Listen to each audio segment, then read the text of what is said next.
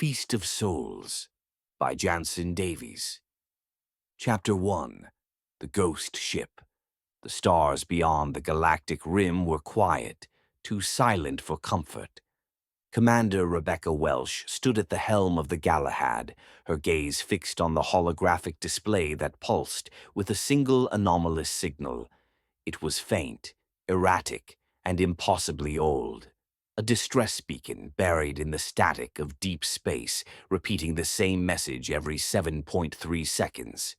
This is the Chelsea. Survey vessel. Crew status unknown. Requesting immediate assistance. Rebecca's jaw tightened. The Chelsea had vanished over a century ago, swallowed by the uncharted reaches of the Perseid expanse. No wreckage, no survivors, just silence. Until now. Confirm origin, she ordered. Lieutenant Carl Penn, her second-in-command, tapped through layers of data. Coordinates triangulated. It's coming from Sector 9 Gamma. Dead zone. No known traffic. No gravitational anomalies. But the signal's clean. Immaculate clean. Rebecca frowned. That ship should be dust. Carl nodded. And yet it's calling home. The bridge fell into a hush. Around them, the crew of the Galahad, 200 strong, felt the shift. A ghost had spoken, and ghosts didn't lie. Rebecca turned to her communications officer. Patch me through to Central Command. The officer hesitated. Ma'am, Command's response time is delayed. We're too far out. Of course. They were alone. She stared at the signal again. It pulsed like a heartbeat, like bait. Set course, she said. We answer. The Galahad turned toward the edge of known space, its engines humming with quiet resolve.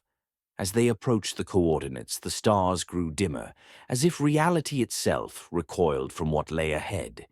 Then they saw it. The Chelsea floated in the void, pristine and untouched. No scorch marks, no hull breaches. Its lights were on, its systems were active, and 30 crew members stood visible through the observation deck, alive, unmoving, staring out into the dark. Rebecca's breath caught. They haven't aged, Carl whispered. Not a day. The cruiser's scanners confirmed it. Vital signs normal. No sleep cycles. No caloric intake. No cellular degradation. It was as if time had stopped. Rebecca felt a chill crawl up her spine. Prepare an away team, she said, and get Dr. Thomas. I want answers. As the Galahad locked into position, the stars around them flickered, like candle flames in a dying wind. And somewhere deep within the Chelsea, something stirred. Something hungry. Chapter 2. The Ghost Ship. The Galahad drifted into synchronous orbit with the Chelsea, its hull casting long shadows across the survey vessel's untouched frame. No signs of damage, no evidence of drift. It was as if the ship had been placed there, deliberately, like a trophy on display. Commander Rebecca Welsh stood in the observation bay, arms folded, eyes locked on the ghost ship. 30 crew members were visible through the transparent bulkhead of the Chelsea's command deck. They stood motionless, facing outward, as if waiting for something. Or someone. They haven't moved, Carl said quietly beside her. Not since we arrived. Rebecca didn't respond. Her mind was already racing through protocols, contingency plans, and the gnawing sense that they were walking into something far stranger than any mission briefing could prepare them for. Dr. Mira Thomas, the cruiser's lead xenobiologist, entered the bay with a portable scanner slung over her shoulder. Vitals are stable, no signs of malnutrition, dehydration, or sleep deprivation.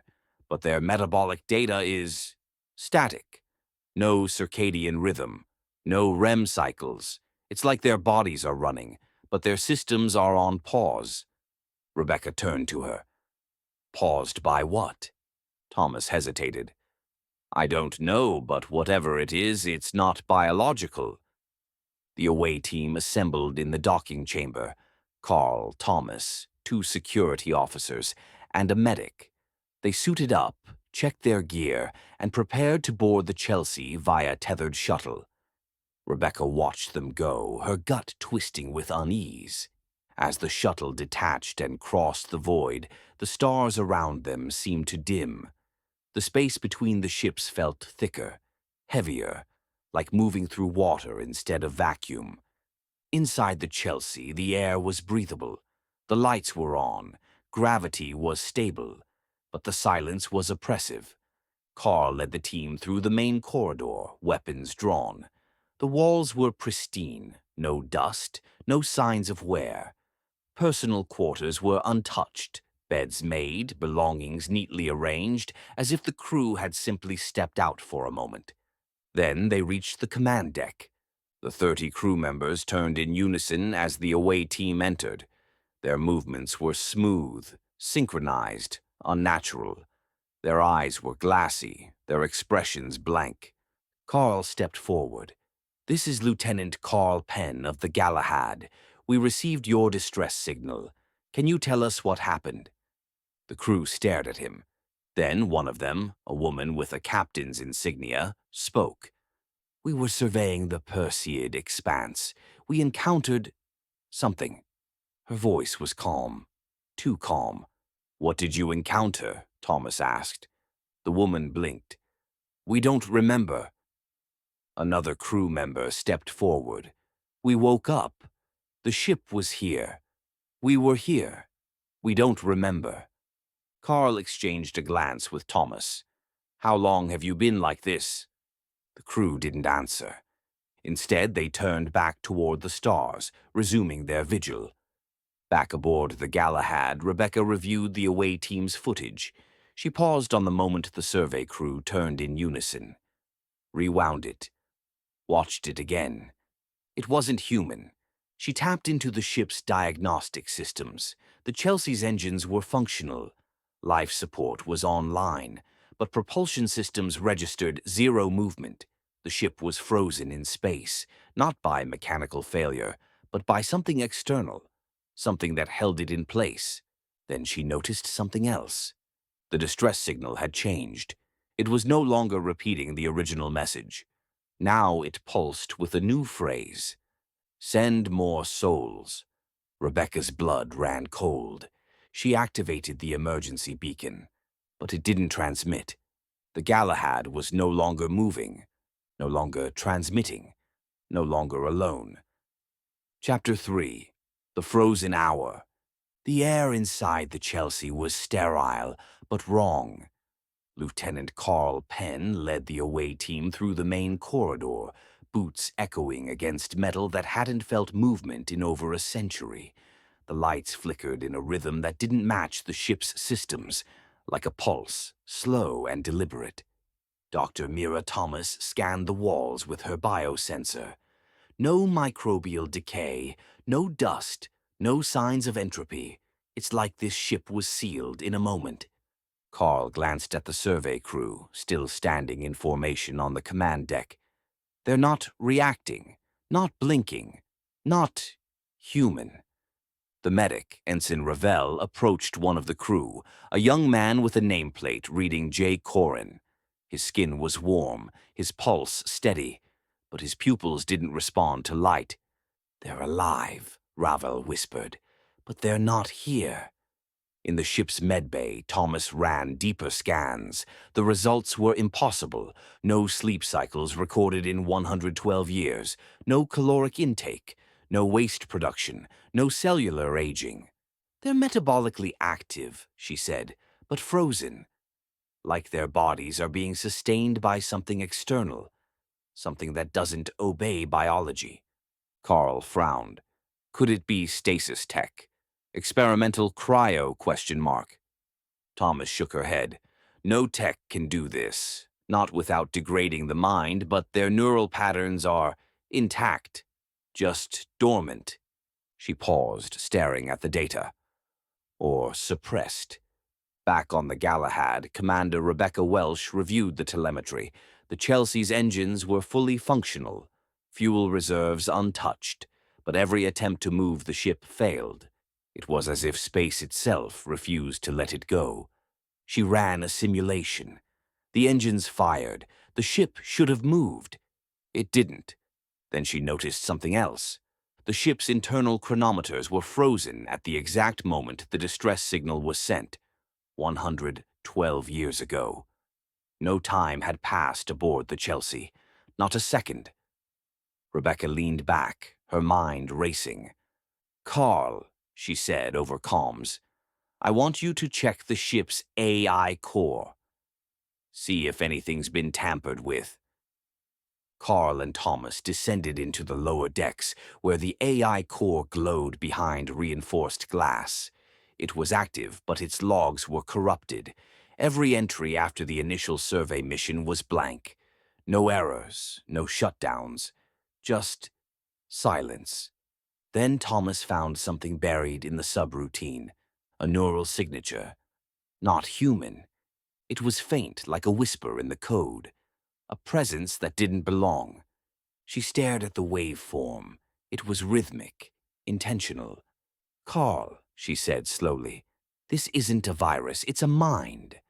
Carl's hand went to his weapon. "You're saying something's alive in the system?" Thomas nodded. "And it's watching us." Suddenly, the lights dimmed. The temperature dropped, and every member of the survey crew turned their heads, slowly, in perfect unison, toward the investigation team. Carl raised his weapon. "Back to the shuttle, now!" But the corridor behind them was gone, replaced by a wall that hadn't been there before. Thomas's voice was barely a whisper. "It's changing the ship." Carl looked around, heart pounding. Time was no longer linear, space was no longer stable, and something ancient had awakened. Chapter 4. Gremlins in the Hull. The Galahad was no longer quiet. It hummed with something unnatural, low, resonant, like a vibration beneath the skin. Commander Rebecca Welsh stood in the Central Operations Hub, watching the ship's systems flicker with anomalies that defied explanation. "Report," she said, voice clipped. Her chief systems officer, Lieutenant Eric Sull, looked pale. "We're registering phantom movements. Crew logs show people entering restricted zones they were never assigned to. Surveillance footage confirms it, but the timestamps are wrong." Rebecca narrowed her eyes. "Wrong how?" "Some of them are dated before we arrived, others from over a century ago." In the lower decks, Ensign Lyra Dane woke up in a corridor she didn't remember entering. Her hands trembled. Her wrist chronometer was frozen, stuck at 3:17, the exact time the Galahad had locked into orbit with the Chelsea. She turned a corner and saw herself, standing at the far end of the hallway. Same uniform, same face, same terrified eyes. Then the figure blinked and vanished.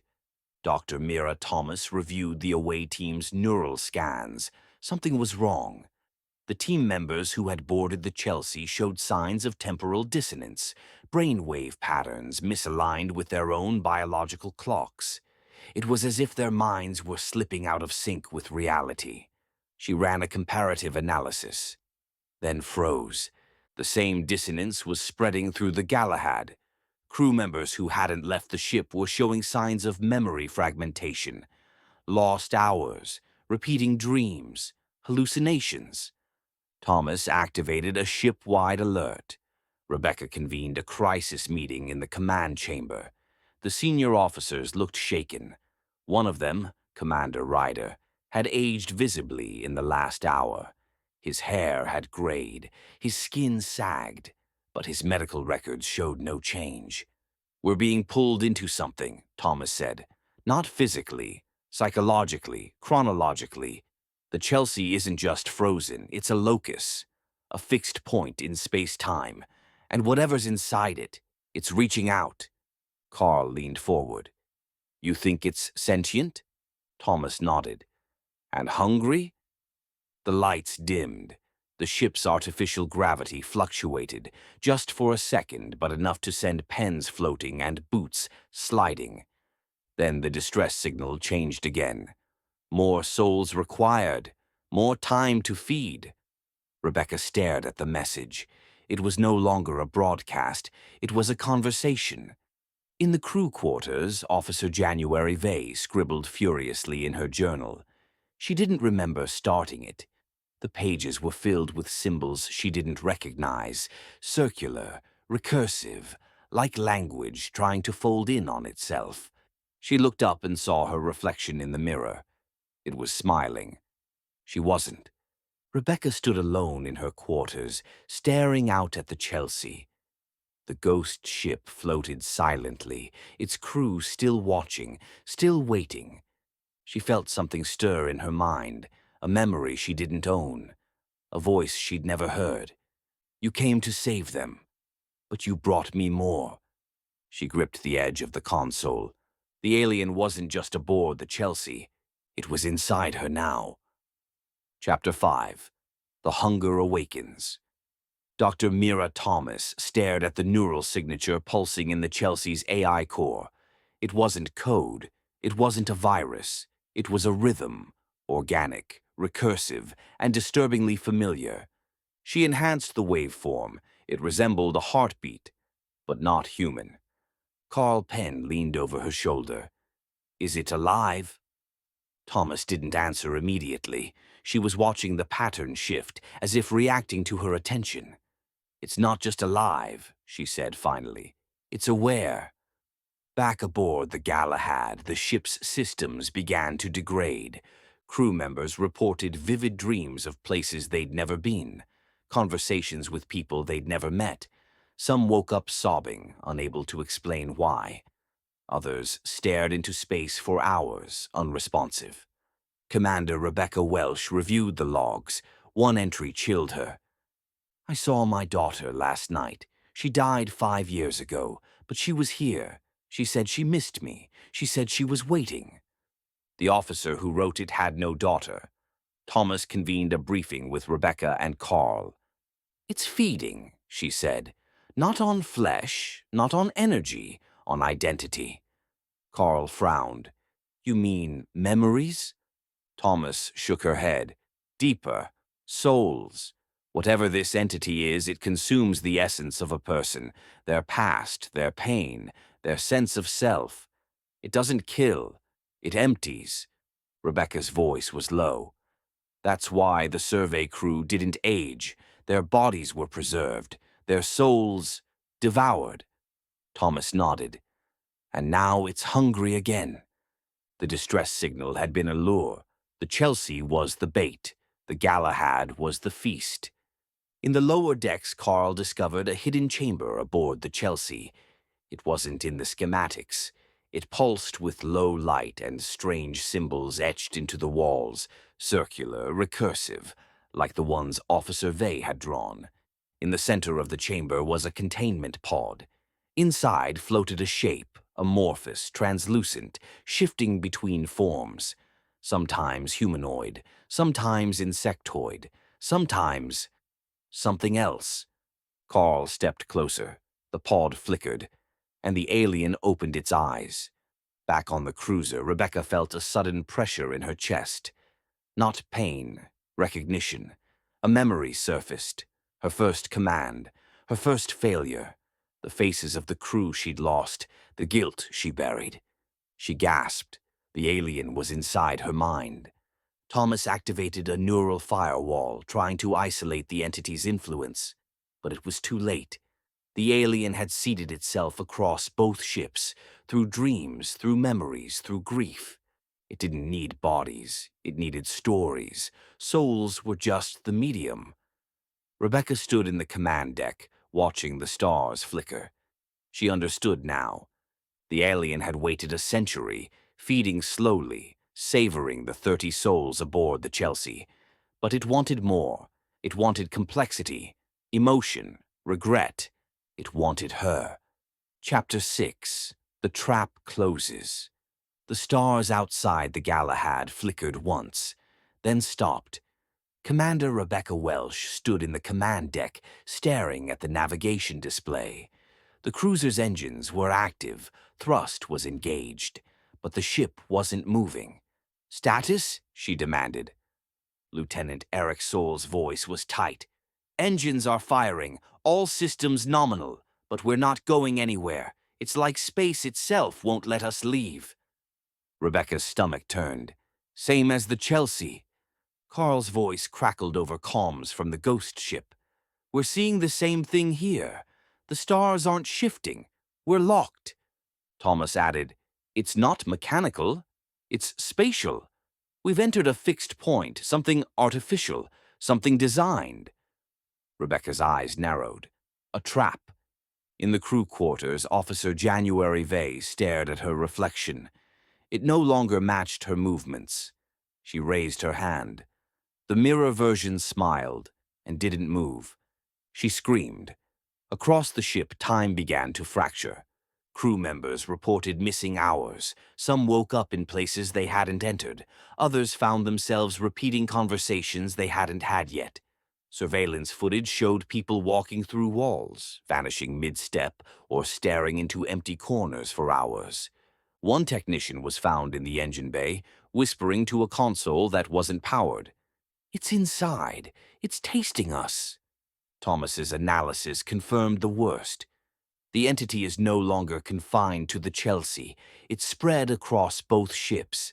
It's feeding faster now, on confusion, on fear. It's accelerating. Carl's voice was grim. We're losing people, not physically, mentally. They're fading. Rebecca clenched her fists. How many? 27 so far. They're walking, breathing, but they're not themselves. In the medbay, Ensign Ravel examined a crew member who had collapsed mid-shift. His vitals were normal. His brain activity was flat. No dreams, no memories. Just a shell. Ravel whispered, He's gone. Rebecca stood before the observation window, watching the Chelsea. Its crew hadn't moved, not once. Still staring, still waiting. She understood now. The alien had waited over a century, feeding slowly on 30 souls. But it wanted more. It wanted complexity, emotion, regret.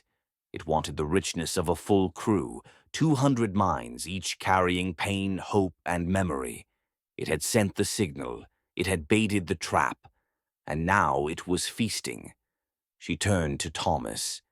Can we stop it? Thomas hesitated. Maybe. If we can isolate its consciousness, sever its link to the neural field, but we need a host, someone strong enough to lure it in. Rebecca didn't blink. Prepare the disruptor. Chapter 7. The Soul Equation. The Galahad was no longer a ship. It was a trial. Dr. Mira Thomas stood in the neural diagnostics lab, surrounded by flickering displays. The data was undeniable. The alien's influence had spread across the crew like a virus made of memory. But it wasn't erasing, it was consuming. She turned to Commander Rebecca Welsh, her voice low. It's not just feeding on thoughts, it's feeding on meaning. Rebecca's brow furrowed. Explain. Thomas gestured to the scans. It targets emotional resonance, grief, guilt, longing. It doesn't want information. It wants story, identity. The soul isn't just energy, it's narrative, and it's devouring ours. Carl Penn reviewed the latest crew logs. 47 members now showed signs of dissociation. Some wandered the halls whispering to themselves. Others stared at blank walls, reliving moments that hadn't happened. One officer had drawn her childhood home on the floor of the mess hall, perfectly, down to the cracks in the foundation. She didn't remember doing it. Rebecca sat alone in her quarters, reviewing her own logs. Her voice sounded distant, detached. I remember the first time I lost someone under my command. I told myself it was the cost of duty. But I lied. I carry them with me. Every day. Every decision. She didn't remember recording it. She didn't remember crying. Thomas's theory solidified. The alien was a quantum parasite, existing in a state between dimensions. It didn't kill. It harvested. It preserved bodies as vessels, minds as meals. The survey crew had been its pantry, the Galahad was its banquet, and it was accelerating. Carl proposed a countermeasure, a neural feedback loop designed to isolate the alien's consciousness and sever its link to the crew. But it required a focal point, a host strong enough to lure the entity into a trap. Thomas hesitated. It has to be someone with emotional gravity, someone it's already feeding on. Rebecca stepped forward. It's me. She had felt it for days now, the pressure behind her eyes, the flicker of foreign thought. The alien had tasted her grief, her guilt, her buried memories. She was the richest soul aboard, and she would use that to bait the trap. Thomas prepared the disruptor, a compact neural device calibrated to emit a recursive signal designed to collapse the alien's waveform. It was risky. If Rebecca lost focus, she could be consumed entirely. Carl gripped her shoulder. You don't have to do this by yourself. Rebecca met his gaze. I already am. She boarded the Chelsea one final time, alone. The survey crew watched her enter, their eyes blank, their mouths slightly open, as if waiting to speak. She descended into the hidden chamber. The alien stirred. Its form shifted, light and shadow, memory and hunger. It spoke in the voices of the dead, of her past, of her pain. You carry so much. Let me help you forget. Chapter 8. The Commander's Past. The chamber inside the Chelsea pulsed with light that had no source. Rebecca Welsh stood alone, the neural disruptor strapped to her spine, its signal calibrated to her brain waves. Around her, the walls shimmered, not metal, not organic, but something in between, a membrane between realities. The alien stirred. It didn't speak in words, it spoke in memory. She was 12 again, standing in the rain outside her childhood home. Her father's voice echoed from inside, angry, broken. She remembered this night, the night she decided she would never be powerless again. But she hadn't remembered it in years. The alien had. She blinked, and the scene shifted. Now she was on her first command. The Aegis Dawn, a failed rescue mission. 27 crew lost to a spatial rupture. She had made the call. She had survived. She had buried their names. Now they stood before her, eyes hollow, mouths open. You left us. She gritted her teeth. I saved who I could. You saved yourself. The disruptor pulsed against her spine, syncing with her neural rhythms. It was working, drawing the alien deeper into her consciousness. But the cost was rising, her memories blurred, her sense of self frayed. She was no longer sure which thoughts were hers. The alien took shape, not as a monster, but as a mirror. It wore her face, it spoke in her voice. You are rich with pain. You carry so much. Let me take it. She stepped forward. You want my soul? Then take it. But you'll choke. The mirror, Rebecca smiled.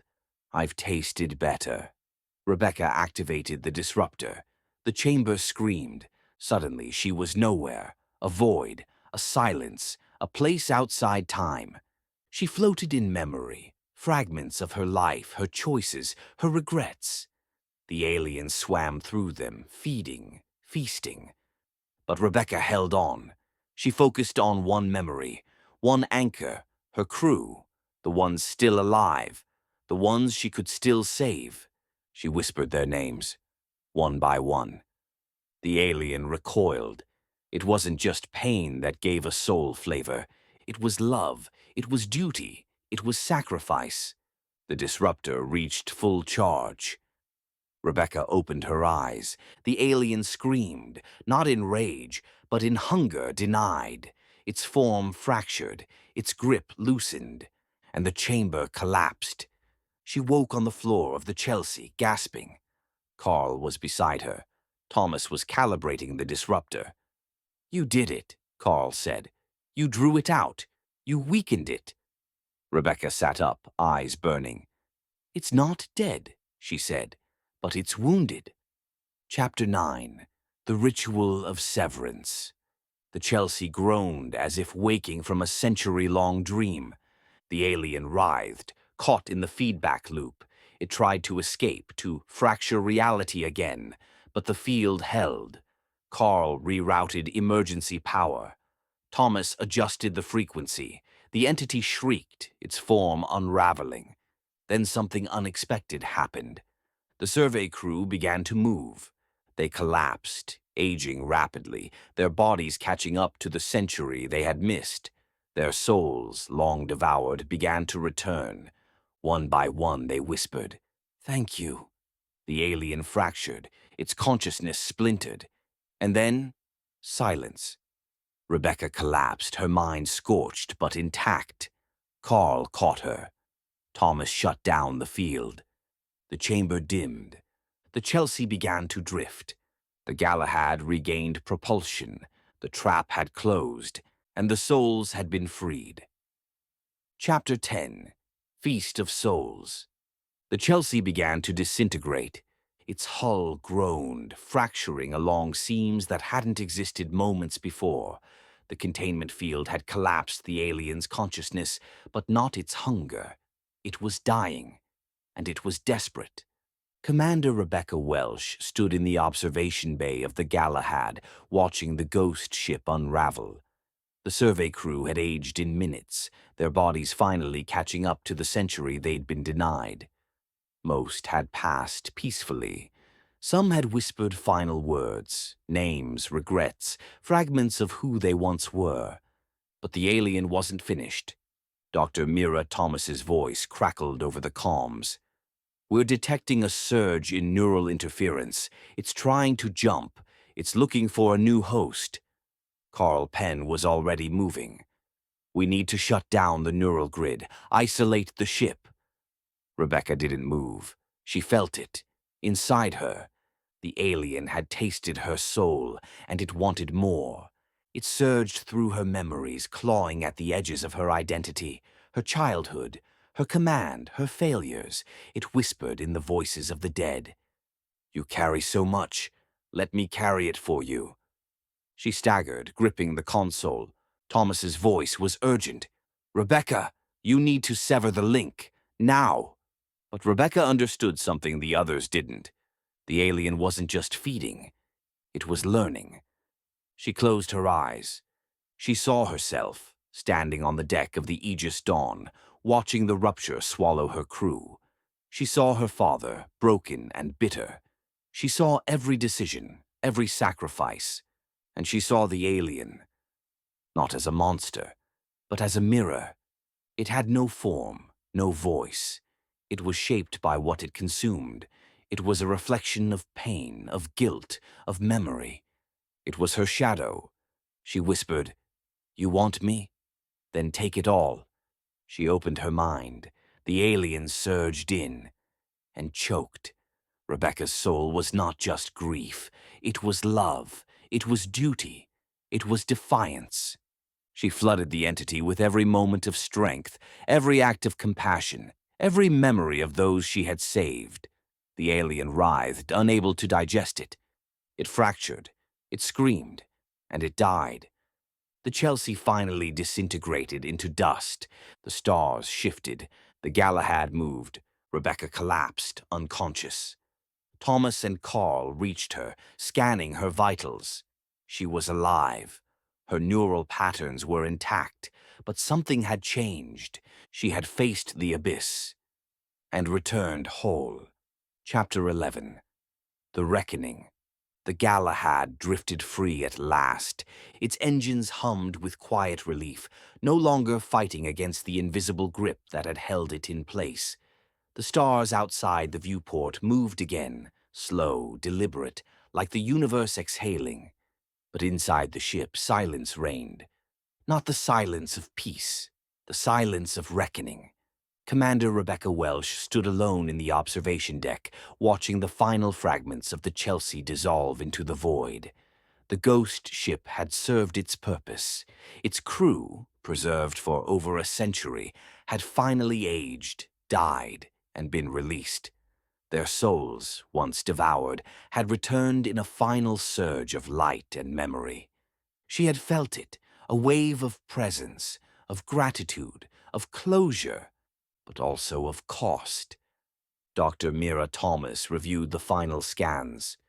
No residual neural signatures, no anomalies. The entity is gone. Carl Penn leaned against the console, his face drawn. We lost people, but we didn't lose ourselves. Rebecca didn't respond. She was staring at the stars, her reflection barely visible in the glass. She looked older, not physically, but in the way someone looks after surviving something that rewrites them. In the memorial chamber, names were etched into the wall. The 30 crew of the Chelsea finally laid to rest. The 27 lost aboard the Galahad, their minds consumed and never recovered. And one final name, Chelsea. Not just a ship, a warning. Rebecca recorded her final log. There are things in the galaxy that do not kill. They consume, they unravel, they feed on what makes us who we are. But we are more than memory, more than pain. We are the stories we choose to carry, and the ones we choose to let go. She paused. We answered a call that should never have reached us. We faced a hunger older than stars, and we endured. Later, in her quarters, Rebecca sat with a journal she hadn't opened in years. She wrote, not a report, not a log, but a letter. To the families of the lost, to the future commanders who might one day hear a signal that shouldn't exist. She wrote of grief, of duty, of the soul. The Galahad turned toward charted space. Behind them, the void was quiet once more. But Rebecca knew the truth. Some hungers never die. They wait. Epilogue. Legacy of souls. Years later, the Galahad would become legend, a ship that returned from the edge of time, a commander who faced the abyss and did not blink, and a story whispered across star systems. If you hear a signal from the far side of the galaxy, don't answer, unless you're ready to lose everything you are. The end. Please like, comment, and subscribe. Thank you.